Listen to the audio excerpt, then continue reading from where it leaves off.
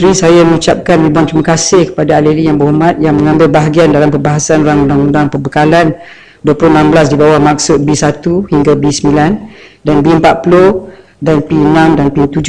Sesungguhnya Jabatan Perdana Menteri amat menghargai pandangan, teguran, saranan, cadangan ahli-ahli yang berhormat sekalian. Yang berhormat, pokok sena telah menyatakan tentang penggunaan keseluruhan tingkat 1 Dewan Rakyat oleh Menteri di Jabatan Perdana Menteri. Untuk pengetahuan, yang membuat pokok sena dakwaan bahawa keseluruhan tingkat 1 Dewan Rakyat digunakan oleh Menteri yang menjaga ahli-ahli Parlimen adalah tidak berasas. Untuk pengetahuan yang berhormat, pejabat yang membuat Menteri di tingkat 1 adalah pejabat lama yang digunakan oleh Menteri sebelum ini.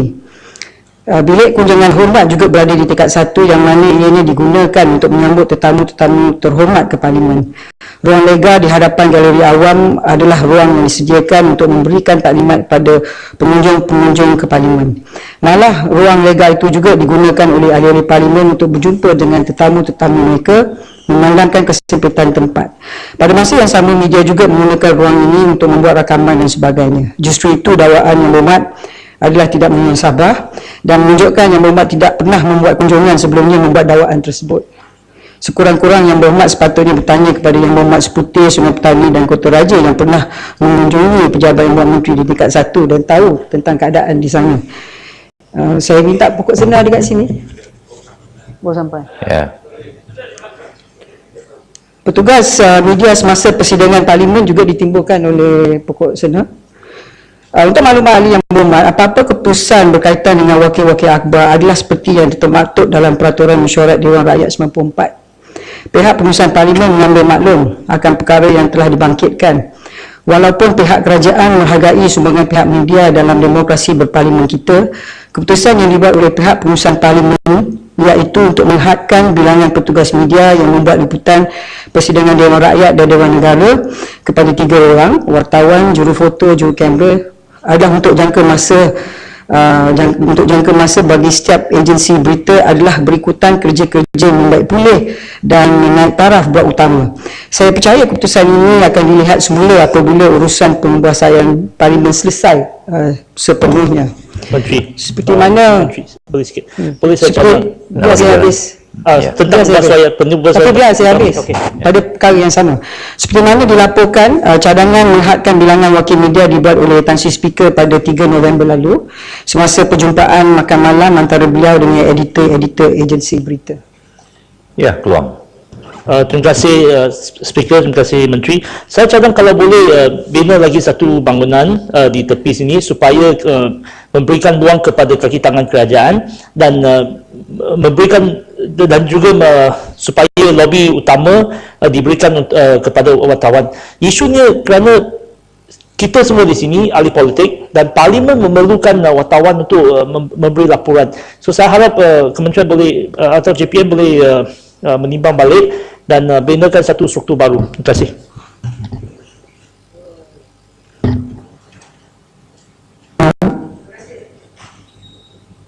Terima kasih Yang Berhormat Keluang. Cadangan yang dinyatakan oleh Yang Berhormat akan saya sampaikan kepada Ketua Pengarah Parlimen. Yang Berhormat pokok sena juga membawa isu tentang jawatan kuasa kira-kira wang negara PAC.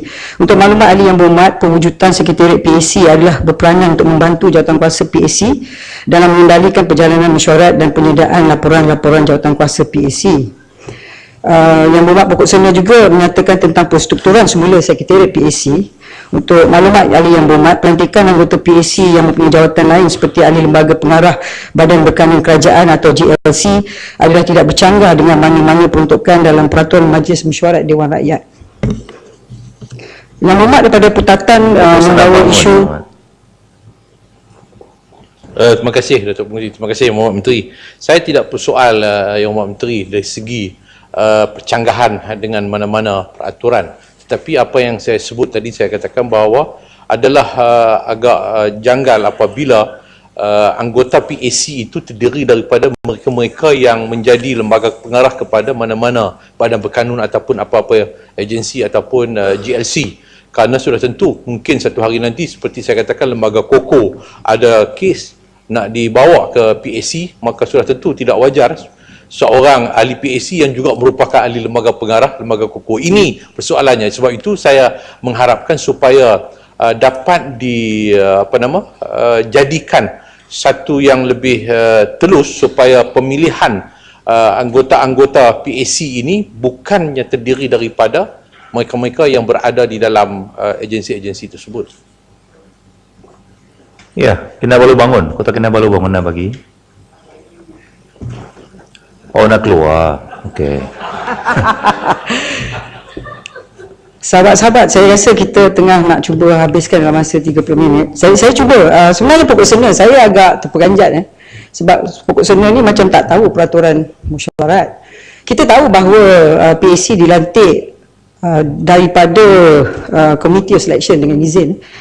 Berarti bahawa ibu pada segala jawatan kuasa dalam parlimen ini adalah apa yang disebut sebagai jawatan kuasa pemilih, yang mana wakil-wakil daripada parti pembangkang juga ada dan dipengerusikan oleh yang dihormati Tan Sri Speaker. Jadi isu-isu tentang pandangan ataupun cadangan perlu dibawa dalam Committee of Selection supaya mungkin dalam individu-individu yang di PAC boleh dipersetujui bersama.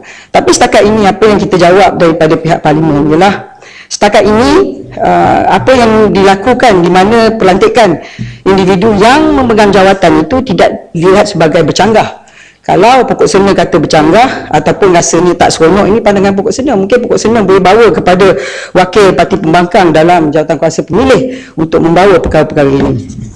Sahabat saya daripada Pertatan membawa tentang peruntukan T05 dan 06. Untuk maklumat ini yang berhormat, peruntukan maksud tanggungan T06 yang dipertua Dewan Rakyat dan maksud tanggungan T06 yang dipertua Dewan Negara adalah untuk menguruskan kemudahan-kemudahan kepada yang dipertua Dewan Negara sebagaimana diperuntukkan di dalam Kertas Statut 95-80 dan Kertas Statut 63-15 Akta di Parlimen Saraan. Terdapat perbezaan jumlah peruntukan bagi kedua-dua tanggungan untuk tahun 2016 adalah disebabkan oleh pembelian kelengkapan dan aset untuk kegunaan yang dipertua Dewan Negara yang akan tamat tempoh perkhidmatan pada tahun 2016 selaras dengan kelayakan yang dipertua Dewan Negara berdasarkan berdasarkan Kertas Statut 95 tahun 1980.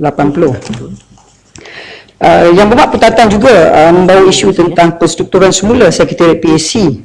Untuk maklumat ahli yang berhormat, Sekretariat PAC telah diwujudkan pada tahun 2015 setelah meneliti dan mengkaji keperluan pejawatan dan bebanan tugas yang telah bertambah. Sebarang permohonan penambahan peruntukan atau pejawatan akan dilaksanakan bergantung kepada keperluan semasa.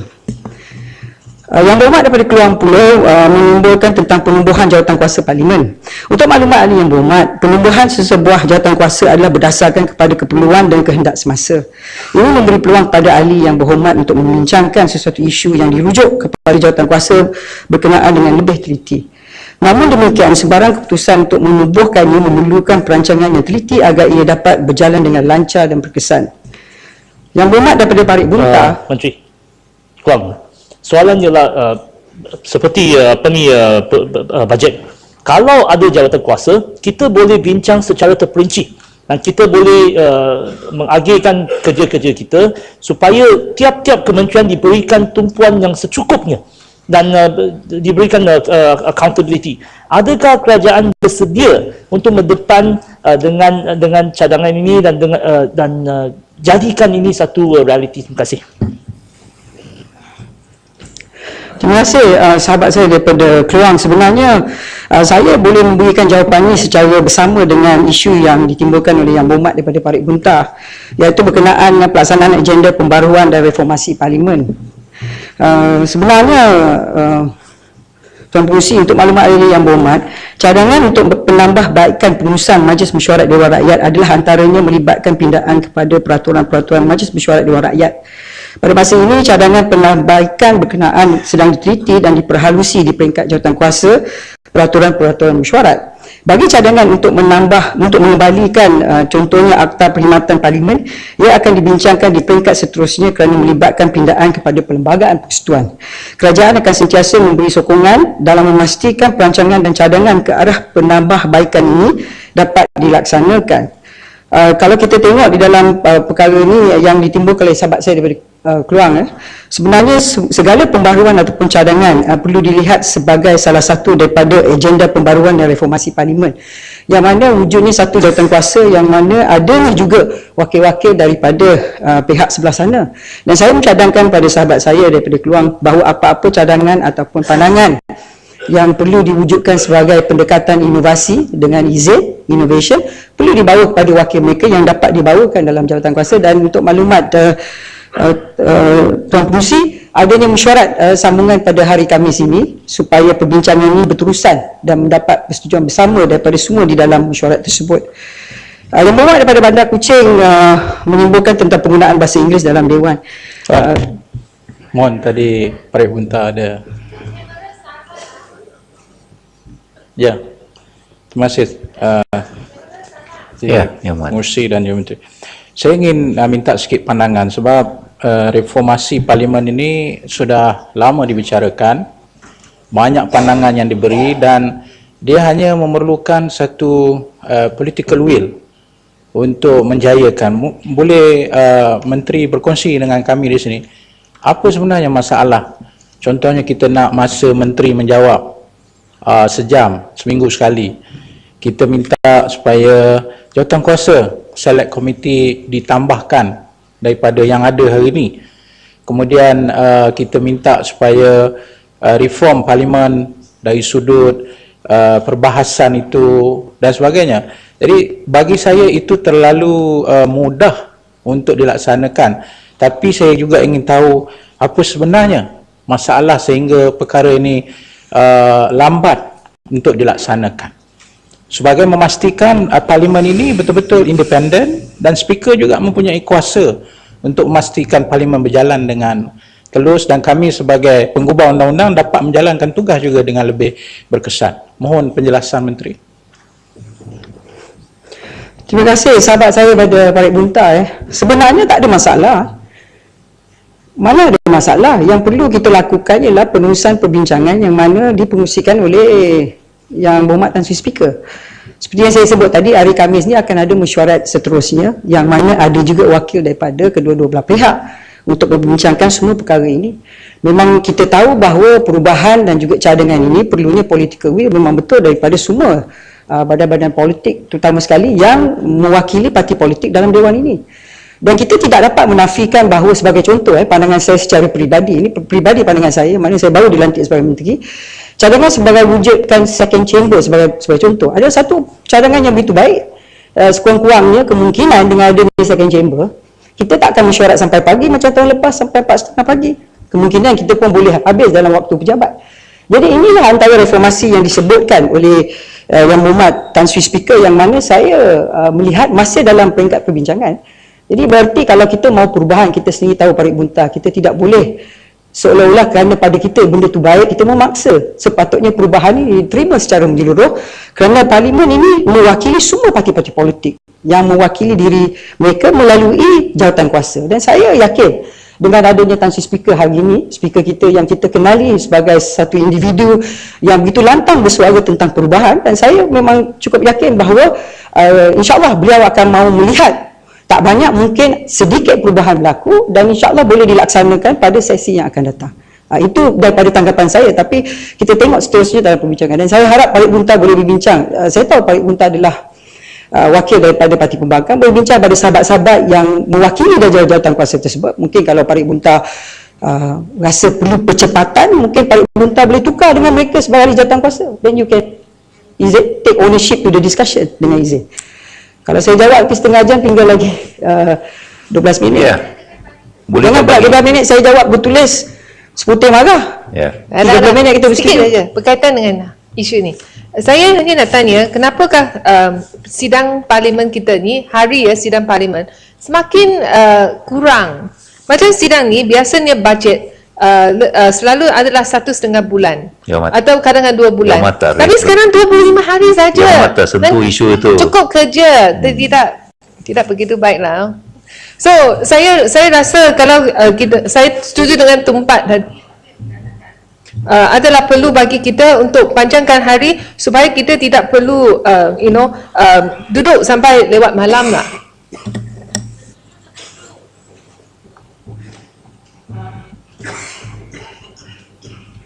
Terima kasih sahabat saya daripada Seputih. Tadi sahabat saya daripada Tumpat juga membawa perkara yang lebih kurang sama. Yang mana dia menyatakan bahawa hari semakin kecil, semakin pendek dan perlu diperpanjangkan. Jadi jawapan yang telah diberi adalah untuk maklumat ahli-ahli yang berhormat. Cadangan-cadangan yang berhormat berkenaan telah pun diambil kira dalam penambahbaikan pengurusan Majlis Mesyuarat Dewan Rakyat. Pada masa ini, cadangan penambahbaikan berkenaan sedang diteliti dan diperhalusi di peringkat jawatankuasa peraturan-peraturan mesyuarat. Kerajaan akan sentiasa memberi sokongan dalam memastikan perancangan dan cadangan ke arah penambahbaikan ini dapat dilaksanakan. Sahabat saya daripada Kuching telah menimbul isu tentang bahasa Inggeris dalam Dewan. Untuk maklumat sahabat-sahabat yang lain, merujuk pada fasa 2 perkara 161 Perlembagaan Malaysia, penggunaan bahasa Inggeris di dalam mana-mana satu majlis parlimen adalah terpakai sehingga 10 tahun selepas Hari Malaysia sahaja. Penggunaan bahasa Inggeris di dalam mana-mana satu majlis parlimen ini adalah tertakluk kepada Akta Bahasa Kebangsaan 1967 dan peraturan-peraturan Majlis Mesyuarat Dewan Rakyat. Di bawah Seksyen 5 Akta 32, penggunaan bahasa Inggeris boleh dibenarkan dalam parlimen apabila yang dipetua Dewan Negara, yang dipetua Dewan Rakyat dan yang dipetua Dewan Undangan mana-mana negeri atau seseorang lain yang sedang menjalankan fungsi mana-mana jawatan itu boleh membenarkan seseorang anggota mana-mana satu majlis parlimen atau seseorang anggota Dewan Undangan menggunakan bahasa Inggeris apabila memberi ucapan kepada ataupun apabila mengambil bahagian dalam kerja Majlis Parlimen atau Dewan Undangan itu mengikut mana-mana yang berkenaan.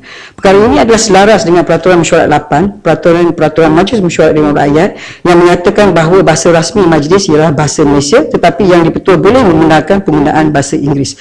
Berarti kena minta izin. Sahabat saya pada Seputih menimbulkan isu berkenaan dengan laman web rasmi Parlimen Malaysia yang tidak dikemaskan ini.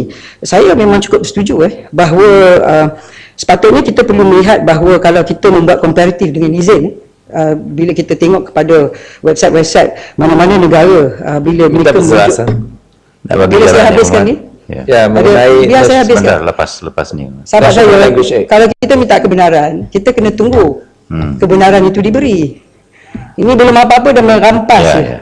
Jadi sahabat saya daripada Seputih menimbulkan isu tentang laman web. Saya memang setuju bahawa wujudnya satu pendekatan yang agak lambat di segi kemaskini dan sebagainya, yang mana saya memang cukup yakin bahawa dalam apa yang berlaku di segi perubahan di segi bangunan parlimen juga, saya melihat bahawa memang akan dilihat secara menyeluruh perubahan yang perlu dilaku, terutama sekali dalam laman web rasmi Parlimen Malaysia dikemaskini dari masa ke masa. Memang saya tahu bahawa adanya satu yang macam seolah-olah sedikit lambat. Silakan Kuching. Ya, Bandar Kuching. Mengenai tafsiran itu atas tafsiran yang berhormat Menteri atas itu National Language Act, di mana beliau berpendapat bahawa itu adalah terpakai, tapi hakikatnya adalah National Language Act is not applicable to Sarawak. Therefore, by extension, member of Parliament from Sarawak are not governed, are not subject to National Language Act, because we are representing the people of Sarawak. That's number one. Number two, ada specific provision. Ada specific provision di bawah artikel 161 bracket 2, di mana ahli parlimen daripada Sarawak dan Sabah berhak untuk berucap dalam bahasa English until some act until after 10 years, but provided there is a law to restrict or prohibit the use of English. Until now, there is no law to prohibit the use of English by member of parliament. There is no law, Ya Muhammad. There's no law. Menteri kata akta bahasa rasmi terpakai. That is National Language Act, but that law does not it's not applicable to Sabah and Sarawak. Itulah merupakan satu hakisan. Sabah dan Sarawak. Itulah merupakan satu hakisan atas hak-hak keistimewaan Sabah dan Sarawak yang selalu dilakukan oleh Barisan Nasional, Kerajaan Barisan Nasional. Terima kasih sahabat saya pada Kuching, tapi bagi saya itu mungkin dilihat sebagai satu moot point dengan izin. Apa pun yang lebih penting ialah kita perlu tahu bahawa dalam Dewan ini yang memberikan kebenaran adalah Tuan Speaker. Kalau dia membenarkan, kita buat. Nak cakap bahasa apa pun dibenarkan, kita pun perlu laksana. Tapi kalau yang mana saya sebut tu adalah kita ada rekod simpang renggam berbahas dalam bahasa Jepun ketika tsunami di Jepun. Dan Baling ada bahas dalam bahasa India, Tamil. benar tahun sesi lepas, kemudian Tapi sahabat saya dibenarkan oleh speaker. dibenarkan oleh speaker. Jadi sebenarnya tidak ada sangat satu sifat authoritarian dengan izin oleh speaker ataupun di mana speaker dalam dewan kita. Sebenarnya sahabat saya daripada seperti yang saya sebut tadi tentang laman web, kemudian tentang naik pulih baik pulih naik taraf bangunan. Kulai bangun ya, Mat. Boleh saya habiskan? Ya. Berkenaan dengan baik pulih bangunan parlimen ni, kita tahu memang secara berfasa dan dia bermula pada tahun 2011. Pada fasa 1, naik taraf dan ubah suai Dewan Serbaguna Sedia Ada Dewan Rakyat Dewan Negara sementara disiapkan pada 5 September. Fasa 2, baik pulih panel fasad dan bumbung, pinnacle blok utama dan blok menara. Disiapkan semuanya pada 26 September 2013 dan manakala 3 projek yang sedang digiatkan dilaksana di kompleks parlimen adalah seperti berikut. Fasa 2B, baik pulih naik taraf blok utama serta kerja-kerja berkaitan dijangka siap pada 31 Januari 2017 dan fasa 3A, penggunaan blok sokongan MME, pejabat landscape, ruang utility dan kerja-kerja infra yang dijangka siap pada 2 November 2016. Dalam aspek yang mana dibawa oleh Sputi, saya ingin menyatakan bahawa dalam menjawab soalan yang berhormat mengenai pengembangan seluruh projek baik pulih dan naik taraf bangunan parlimen, saya ingin memaklumkan bahawa Dewan Mulia ini memandangkan projek parlimen terpaksa dilaksanakan secara berfasa, maka jangkaan bagi penyiapan seluruh projek adalah pada tahun 2020, iaitu bagi kerja-kerja baik pulih dan menaik taraf blok menara fasa 2C. Berarti mungkin kita bertemu pada dalam Dewan dalam pilihan raya yang akan datang, katakan selepas berlakunya pilihan raya PRU. Berarti bahawa daripada target yang dibuat oleh bahagian parlimen ialah pada end result dia dengan izin ialah pada tahun 2020. Tapi kalau Seputih tak sanggup nak tunggu, tak payahlah bertanding lagi. Terpulang pada Seputih. Ini pun boleh. Ayo. Dah pukul 7.26. Tapi speaker, saya perlu sebelum biar saya jawab tentang apa yang disebut oleh Kelana Jaya. Kelana Jaya ada? Ada. Dulu kat situ.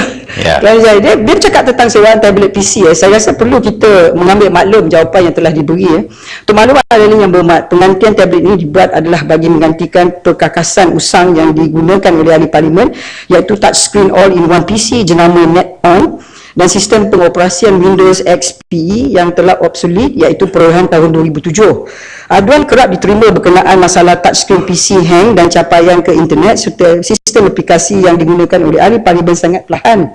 Masalah ini juga pernah dibangkit oleh Yang Berhormat Ipoh Barat semasa perbahasan Dewan Rakyat 15 Mac 2011. Touchscreen PC tersebut hanya menyediakan kemudahan pelayaran internet yang asas saja dan ianya tidaklah mempunyai kapasiti seperti laptop.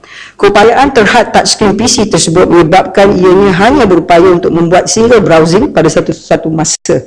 Multiple browsing contohnya campaian internet dan aplikasi serentak akan mengakibatkan peralatan tersebut hanging dengan izin, iaitu perlahan.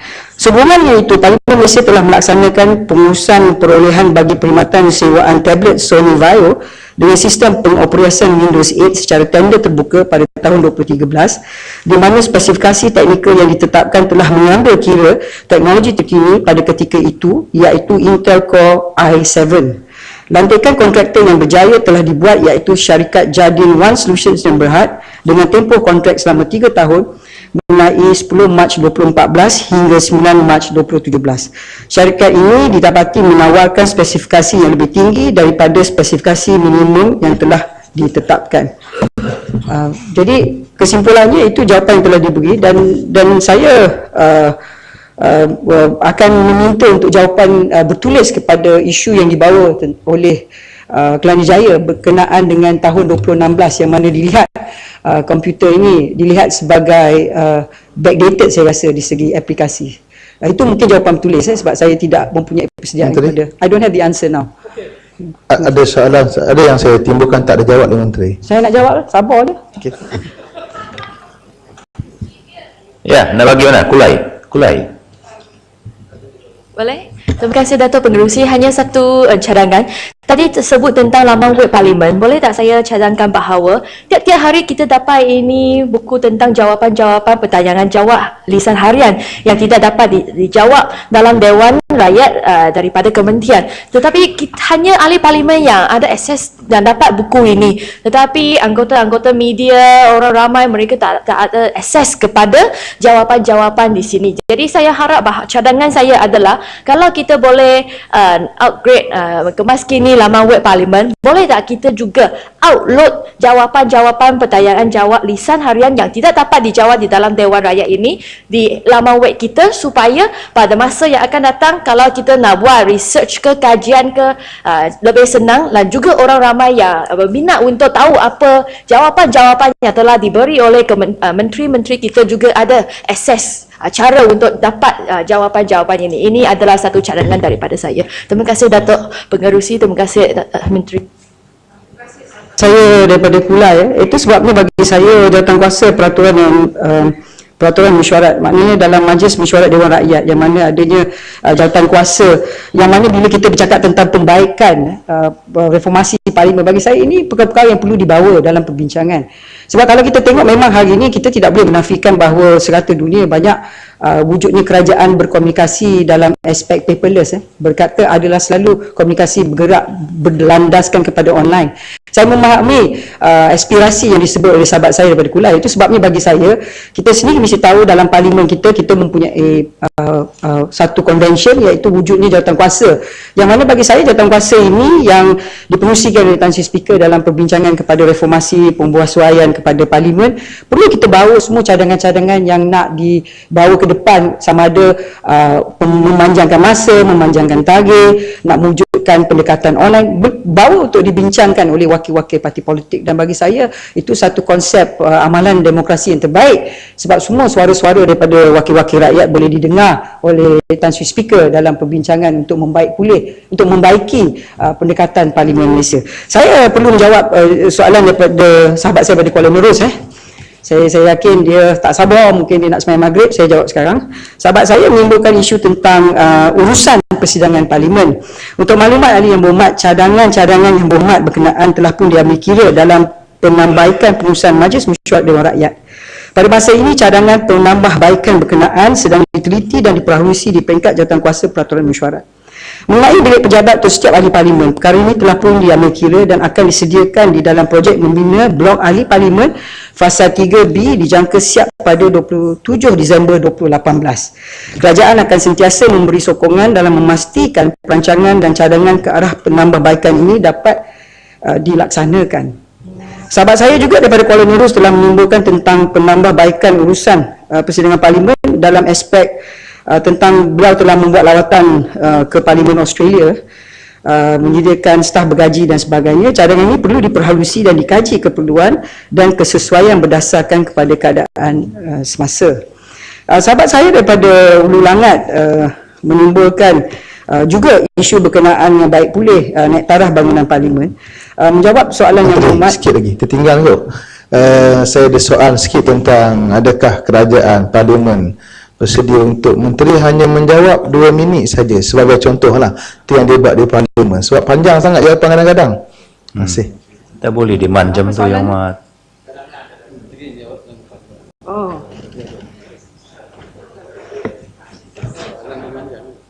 itu yang saya susah nak jawab, sebab kadang-kadang ada menteri dia rasa kalau tak tanya pun dia nak jawab.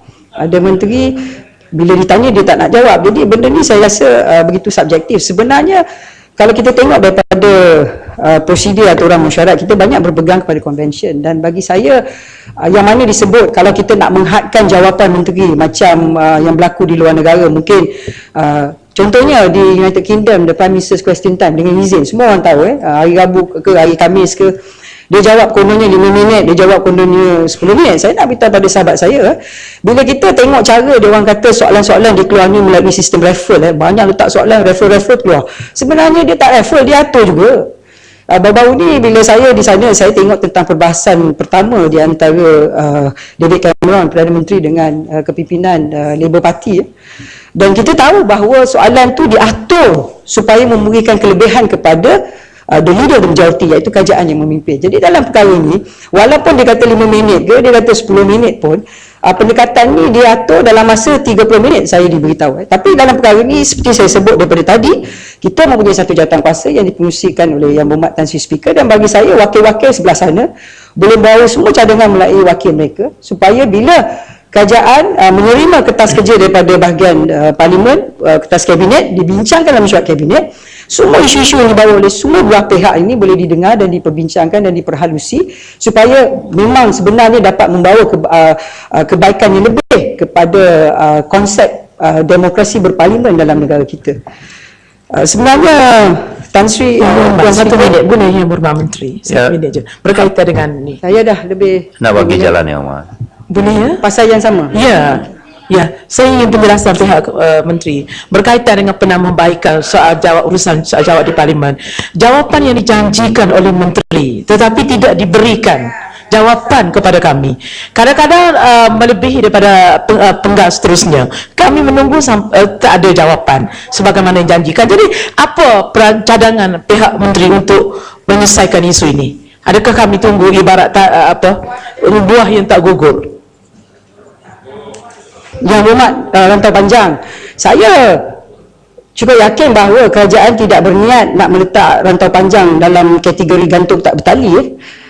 Bermakna maksud saya gantung tak bertali maksudnya akan beri gantung bertali, iaitu kita akan jawab.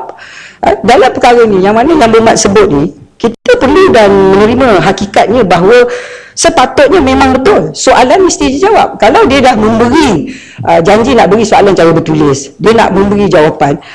Kalau kita tengok dari segi aturan mesyuarat, saya ingin memaklumkan kepada sahabat-sahabat saya bahawa ia tidak memberikan senarai masa dengan izin. Time is not being stated as an essence, tapi berarti dalam lingkangan sesi parlimen itu yang wujud. Jadi yang mana sahabat saya menimbulkan tentang isu-isu, bagi saya kita perlu menerima hakikat bahawa ini adalah tanggungjawab kerajaan untuk menjawab. Tetapi tertakluk kepada sama ada jawab cara bertulis ke ataupun jawab cara lisan.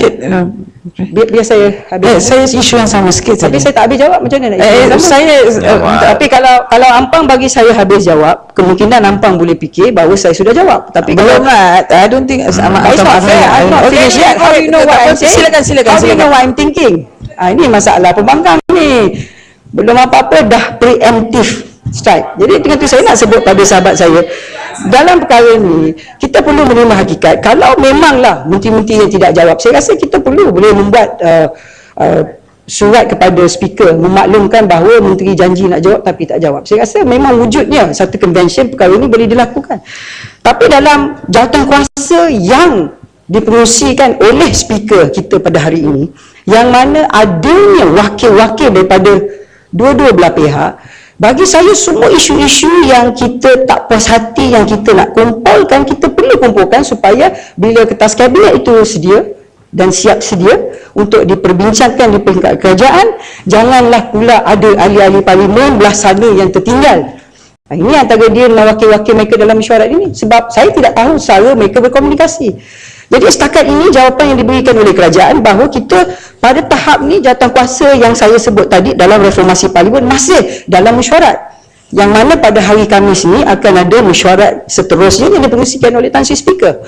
Jadi perkara ni ongoing dengan izin, sehinggalah jawatankuasa membuat keputusan bahawa telah melengkapi isu-isu yang dibawa dan kemudian dibuatkan kertas kabinet, dan saya percaya saya akan dipertanggungjawabkan untuk dibentangkan dalam mesyuarat kabinet tentang isu-isu dan cadangan-cadangan baru yang dibuat oleh mereka-mereka dalam jawatan kuasa ini. Itu setakat yang boleh saya bagi sebagai jawapan rasmi. Kalau sahabat-sahabat saya mempunyai persepsi seterusnya, kononnya kerajaan tidak berminat, kerajaan melambatkan, kerajaan tidak ada niat, saya tak boleh nak jawab lah. Sebab setakat ini, inilah jawapan kerajaan. Sahabat saya daripada Ampang, saya tengah nak jawab soalan Ampang ni. You pose a question, Menteri. Terima kasih, Datuk Seri Pengerusi. Adakah Menteri akan berhasrat untuk menjadi pemantau kepada disiplin menteri-menteri yang tidak mahu menjawab soalan yang telah kita bangkitkan dari satu sidang ke satu sidang, macam kata rantau panjang macam buah tak jatuh? Sahabat saya daripada Ampang, sebenarnya menteri yang jaga parlimen dia tidak mendisiplinkan sahabat-sahabat. Yang mendisiplinkan sahabat-sahabat Yang menteri adalah whip. Yang Hormat, Dewan ni kita panggil Yang Berhormat, Yang Berhormat. Yang Berhormat. Saya takut nanti bila sahabat-sahabat ada panggil bro-bro nanti Yang Hormat. Betul, saya minta maaf. Saya cuba nak menaikkan tahap mereka sebagai sahabat walaupun saya tahu mereka bukan sahabat. Tapi tak apalah. Saya bagilah mereka persepsi bahawa mereka tidak mahu dipanggil sahabat. Yang Berhormat Ampang menimbulkan je lah.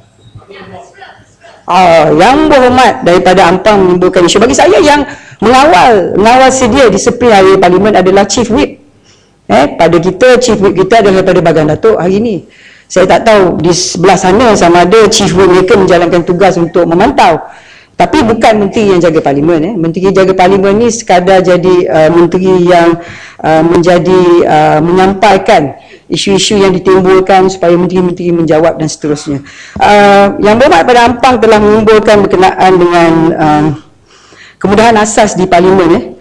Yang mana seperti mesin, photostat komputer, pencetak kertas, mesin fax. Bagi saya, perkara ini akan saya maklumkan kepada Ketua Pengarah Parlimen. Memang saya pun agak terperanjat. Sepatutnya benda ni tak menjadi isu yang besar. Sepatutnya benda ni menjadi satu perkara yang perlu dilaksanakan pada semua ahli Parlimen yang menyebabkan mereka dapat menjalankan kerja dengan lebih mudah sepatutnya. Jadi saya rasa perkara ini perlu kita lihat dan saya akan maklumkan kepada Ketua Pengarah. Saya hanya ada, saya rasa percaya 5 minit saja sebab ada 8 menteri. Itu isu berkenaan media tidak dijawab. Media. Saya dah jawab dah. Sudah. Saya dah jawab. Dah jawab pun. Ni Ya. Putrajaya baru masuk sekarang. Wah, you pretend you know everything. Ya, Ulu Langat bangun ya Hormat, nak bagi. Tadi Menteri tengah sebut Ulu Langat tiba-tiba hilang, diganggu. Ini masalah isu gaib. Isu-isu gaib. Saya sebenarnya saya akan menjawab pada Ulu Langat. Sebelum saya pergi kepada bab yang akhir, naik taraf Parlimen juga yang ditimbulkan oleh sahabat saya daripada Ulu Langat. Dan Yang Berhormat telah menimbulkan isu berkenaan dengan baik pulih naik taraf bangunan Parlimen. Dan untuk menjawab soalan Yang Berhormat mengenai persiapan keseluruhan projek baik pulih dan naik taraf bangunan Parlimen, saya ingin memaklumkan pada Dewan Mulia ini, memandangkan projek Parlimen terpaksa dilaksanakan secara berfasa, maka jangkaan bagi persiapan menyeluruh projek ada pada tahun 2020, iaitu bagi kerja-kerja baik pulih dan menaik taraf blok menara fasa 2C. Yang Berhormat juga menimbulkan tentang cadangan dan keperluan dinyatakan dalam jawatankuasa Dewan mengenai projek ini yang tidak diambil kira. Menjawab soalan Yang Berhormat mengenai cadangan dan keperluan jawatankuasa Dewan, tidak mengambil kira projek pembangunan Parlimen adalah seperti berikut: padang kawat berbumbung, helipad dan laluan bumbung dari letak kereta ke bangunan Parlimen. Secara amnya, kerja-kerja di atas tidak dapat dilaksanakan disebabkan oleh kekangan peruntukan dan mengambil kira pematuhan pada Akta Warisan Kebangsaan 2005 yang telah mewartakan bangunan Parlimen sebagai bangunan warisan kebangsaan. Walau bagaimanapun, cadangan-cadangan lain yang telah dicadangkan oleh jawatankuasa Dewan telah diambil kira dalam skop ini. Saya ingin seterusnya pergi kepada isu berkenaan dengan Biro Tata Negara yang telah ditimbulkan oleh Yang Berhormat daripada Parit Bunta. Ini tentang indoktrinasi yang ditimbulkan oleh BTN. BTN tidak pernah menimbulkan kebencian agama dan kaum seperti yang didakwa oleh Yang Berhormat. Malah fungsi utama di dalam BTN adalah memupuk semangat cintakan negara serta nilai-nilai mulia dan aspirasi bangsa Malaysia. Untuk pengetahuan Yang Berhormat, di dalam kurikulum BTN, modul khusus dan ceramah mempunyai elemen-elemen yang menjurus kepada semangat patriotisme kenegaraan yang berlandaskan kepada perlembagaan Malaysia. Di dalam modul dan ceramah 90% adalah menjurus kepada semangat setia cinta pada negara, manakala 10% adalah aktiviti fizikal dan riadah. Semua tenaga pengajar yang terlibat dalam telah dilatih dan ditauliahkan. Mereka juga disediakan dengan garis panduan untuk mengendalikan semua aktiviti dan ceramah. Yang Berhormat Parit Bunta telah mencadangkan Biro Tata Negara supaya dihapuskan kerana ia mempromosikan perpecahan. Ini adalah satu dakwah yang tidak berasas. Visi BTN adalah menjadi peneraju patriotisme negara. Program-program yang dilaksanakan dalam untuk mengukuhkan serta mempertingkatkan semangat patriotisme, cintakan negara. Selain daripada itu, BTN juga menyampaikan dasar-dasar negara dalam program dan ceramah. Untuk pengetahuan Yang Berhormat, pencapaian indeks patriotisme negara pada tahun 2015 berada pada skala 4.19 atas 5. IPN telah mula diperkenalkan sejak 2013 sebagai satu mekanisme yang menjadi sandaran kepada perbincangan dan pandangan di kalangan peserta. Yang Berhormat juga menimbulkan bahawa peruntukan bertanya bagaimana BTN boleh mendapat peruntukan yang lebih tinggi daripada Jabatan Perpaduan Negara sedangkan ia menggalakkan perpecahan kaum. Kenyataan Yang Berhormat bahawa BTN mendapat peruntukan yang lebih tinggi daripada Jabatan Perpaduan Negara adalah tidak benar. Bagi maksud bekalan 6 B6 pada tahun 2016, anggaran perbelanjaan mengurus bagi tahun 2016 telah diperuntukkan kepada BTN sebanyak 53.911 juta untuk 284 jawatan dan telah berkurangan berbanding tahun 2015 RM59.303 juta. Bagi maksud bekalan yang sama pada tahun 2016, Jabatan Perpaduan Negara telah diperuntukkan sebanyak RM202.900 juta untuk 945 jawatan berbanding bagi tahun 2015 iaitu 215.667 juta. Sebenarnya Yang Berhormat Parit Bunta, saya baru ditugaskan sebagai menteri yang bertanggungjawab untuk bertanggungjawab atas BTN, dan secara prinsip saya ingin menyatakan bahawa memang perlunya rebranding bagi BTN. Dan kalau kita tengok dalam aspek modul BTN, ia mesti menekankan banyak kepada aspek dengan izin multiracial. Sebab kita tidak boleh menafikan kalau kita nak mencapai tahap wawasan 2020 bagi negara kita, kita memang perlu memberikan fokus terutama sekali kepada generasi muda sebagai contoh. Dan kita tidak boleh lari daripada aspek apa yang berlaku di negara Perancis, di Paris, pembunuhan, peletupan bom dan sebagainya. Dan kononnya Amerika Syarikat menyatakan mereka yang terlibat tidak ada dalam senarai jenayah ISIS kononnya.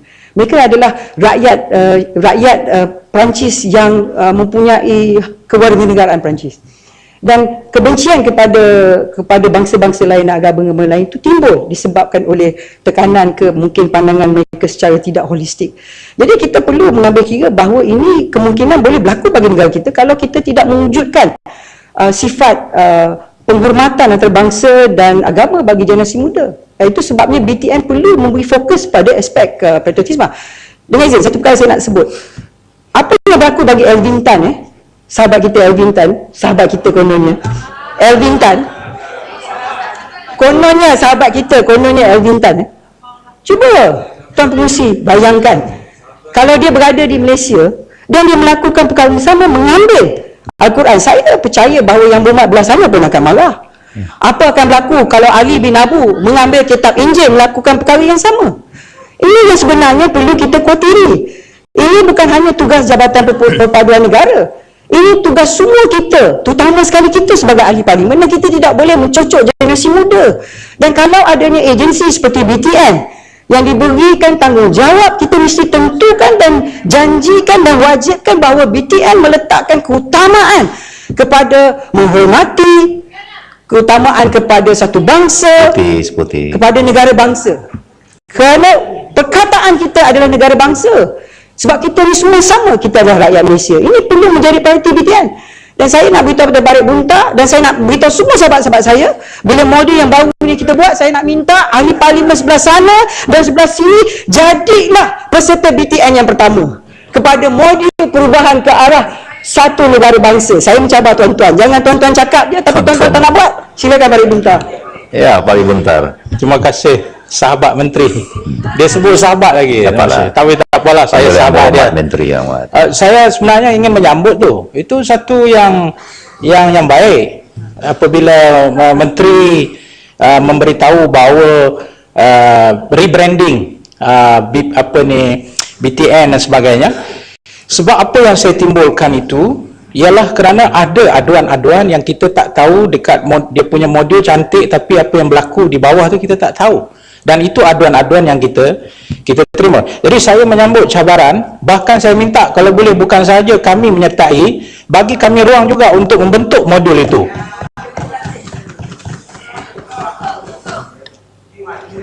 Terima kasih Parit Bunta. Sebenarnya kalau kita lihat seperti yang saya sebut tadi, kita sebagai sebuah negara yang merdeka, memang kita tidak berlari pada tanggungjawab nasionalisme kita kepada negara. Dan seperti yang disebut oleh sahabat saya Yang Berhormat daripada Balik Bunta, bagi saya memang ini tanggungjawab bersama, tapi yang lebih penting bila modul tu dah siap, saya jemputlah Balik Bunta, nak tengok ke, nak jadi penceramah kita tengok, tapi tak bolehlah datang ceramah kat budak-budak muda duk cocok benci, bawa poster 2.6 bilion, tak puas hati, tak boleh tunggu, yang masalah ni. Betul, bersih, kotor. Jadi sebenarnya Tuan Pengerusi, saya rasa itu sajalah perkara yang dibangkitkan oleh ahli yang berhormat mengenai tanggungjawab Jabatan Perdana Menteri yang sempat saya jawab secara lisan, dan mana-mana perkara yang tidak sempat saya jawab, perkara tersebut telah dicatat dan diambil perhatian dan akan diberi tindakan sewajarnya, dan akan diberi jawapan bertulis kepada isu-isu yang dibawa butiran di bawah agensi-agensi lain. Dengan itu saya mengucapkan terima kasih. Wabillahi taufiq wal hidayah. Wassalamualaikum warahmatullahi wabarakatuh. Terima kasih Yang Berhormat. Sekarang giliran Yang Berhormat Menteri Kawasan Teluk Intan.